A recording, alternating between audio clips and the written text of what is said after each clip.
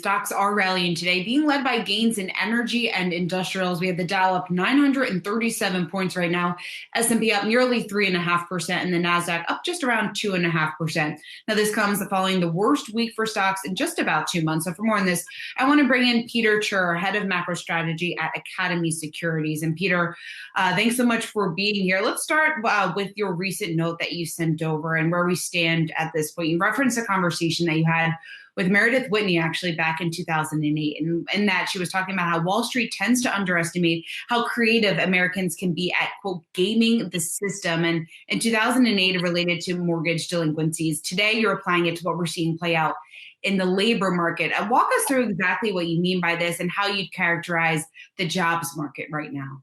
Right. So clearly there's a lot of problems in the job markets. A lot of companies have shut down. I'm clearly concerned about that, though I remain bullish. But I think we all have to take a little bit of a step back. And we all use these terms unprecedented, unprecedented, unprecedented. And then we try and dump everything into existing models. And if you look at it, between the PPP, that gives some companies an incentive to reduce their employees.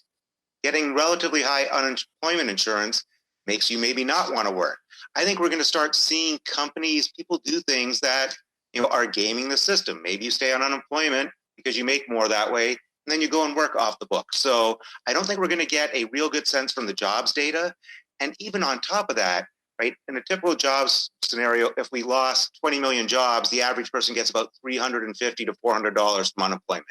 Those people are now getting almost $1,000, right? It's just a very different scenario that I don't think people are doing a good job accounting for. So, Peter, my question to you is, do you think that that was the wrong thing then to include in the CARES Act? And do you think we shouldn't think about extending the extra $600 per week that people are getting, just because it makes it challenging in order to try and incentivize people to get back to work? So I think the initial decision was fine. I think it could have been fine, maybe better implemented. But I think the reality was we were shutting businesses left, right, and center. Someone had to step up and do something. But now I think we've got up to 4 months to figure out, how do we make this work better? I would much rather see people paid to go to work. I'd love to see this spending switch to infrastructure spending or something where we get something really productive out of this. But in the meantime, remember, when we get some of these weak retail sales numbers, people equate, a lot of jobs lost, weak unemployment, or weak retail sales. I think we also have to really account for a lot of people can't work but are getting good money from the government. They just can't spend it. So we've got to be very clear. I think we're taking a lot of potentially overly negative signals from the job markets and retail spending. And that's where I think we'll be really surprised over the coming months by the strength of the economy relative to what jobs shows for certain. So then, Peter, my question to you is, there's been a lot of debate as to whether or not more fiscal or monetary stimulus is needed at this point in order to help the economy recover from where we are right now. Fed Chair Jerome Powell last night, he didn't rule out a more monetary response, saying that the Fed will keep going. They'll do whatever is necessary in order to help the economy. What do you think is necessary? Do you think more monetary or an additional monetary response is necessary at this point? No, I really want to focus on the fiscal side of things. My working assumption is we roughly lost, say, 30 out of 100 jobs during the shutdown.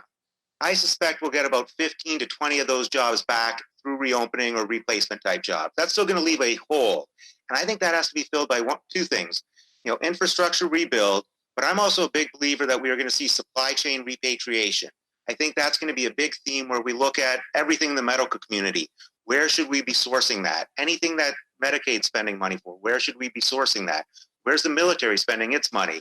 And so I think you're going to see a huge push towards what I'm calling supply chain repatriation. And what's really interesting, there was an article, I think, just past week in New York Times pointing out that companies that had managed their supply chains better are seeing better stock pricing.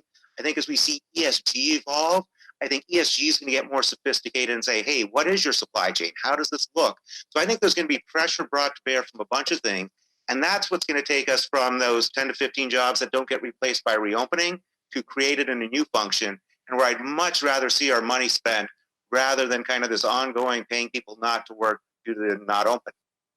Well, and Peter, you've also said that you think that the real story here is the reopening of the economies and the success, what you say success that we've seen so far. Tell us what you think the data is telling you at this point, and our strategy, do you think it's been effective in how states have reopened their economies over the past couple of weeks? One of the most difficult things for the past month for me is you look at the data and it's just stark and very depressing that over 50% of deaths in most states are occurring in nursing homes. And it's tragic. I think there's probably all sorts of reasons.